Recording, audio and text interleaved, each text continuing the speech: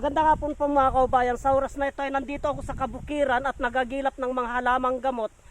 At isa sa natutukan ko ay ito po mga kaubayan. Pero bago ang lahat mga kaubayan ay huwag po sana ninyong kalimutan na mag-follow sa aking Facebook page. At paki-subscribe na din po ang aking YouTube channel, Juanito Valera 367. At paki-share na din po ang aking mga videos mga kaubayan. Ito mga kaubayan, ang tinatawag naming bungalngal. Bungalngal po. Napakabisa po ito sa sakit sa tiyan.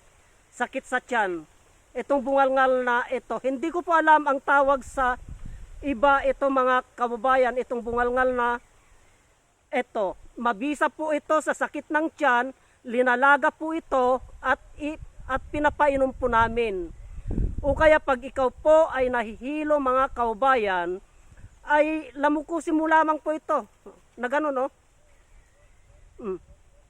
Amoy-amuyin mo po yan, matatanggal po ang iyong hilo, mga kaubayan, no? Pag ikaw po ay nahihilo, kaya wag po natin baliwalain ang kakayahan ng bungalngal na ito.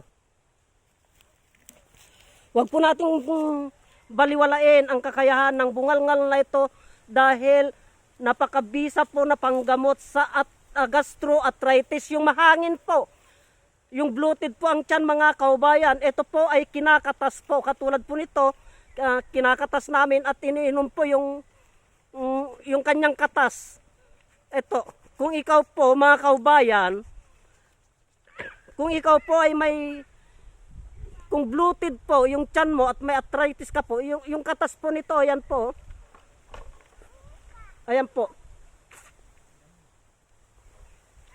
Yung po mga kaubayan, yung katas niya po, hindi po nakakalason ito dahil gamot po ito, yan o, yung katas niya. Yan. Hindi po nakakalason ito dahil pag masakit ang tiyan ng isang tao, tinabutan kami sa kabundukan at wala kaming gamot, kumukuha po kami nito, itong bungalngal na ito, kumukuha po kami niyan, linalaga namin at pinapainom po pag nagsusukat tayo ang isang tao. At kung may kabuhi, ang isang tao, ito din po ang ipinapainom namin mga kaubayan. At kung nahilo ang isang tao, halimbawa high blood siya, nahilo ang isang tao, ginaganyan po lamang namin yan. Oh. Natatanggal po ang hilo ng isang tao mga kaubayan. Kaya wag po nating kakalimutan, itong halamang gamot na ito, may benepisyo po tayong nakukuha. Kasi ito po ay binabaliwala po lamang natin. Ang tawag po namin dito ay bungalngal. Anong tawag? Anagan na kanya ito, Brad? Sili-sili ata ko yan. Sili-sili? Sili-sili, tultulis, tunang dati nagdumay. Akasta.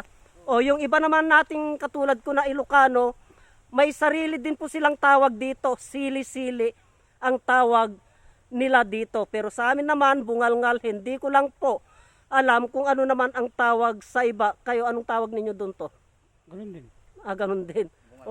Bungalngal. O kaya nga, yan po mga kaubayan, hanggang dito na lamang pang videos na ito at marami pong salamat.